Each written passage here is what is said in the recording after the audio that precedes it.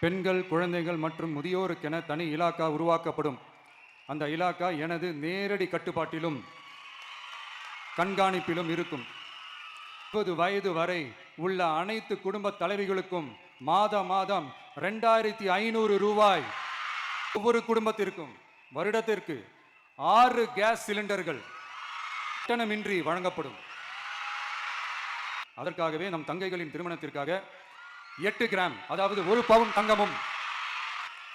தங்கமும் தரமான பட்டு சேலையும்,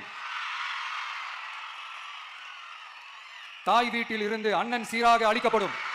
ஒவ்வொரு தாய்க்கும் அல்லது பாதுகாவலருக்கும் ஆண்டுதோறும் 15,000 ரூபாய் பொருளாதார உதவி தொகையாக வழங்கப்படும்.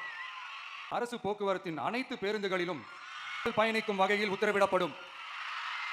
தமிழகத்தின் எந்த மூலையில் இருந்தும் எந்த இடத்திற்கும் அனைத்து பெண்களும் கட்டணமின்றி பயணிக்கலாம். மறக்காம சர்ப்ரைஸ் பண்ணுங்க. தேங்க்யூ.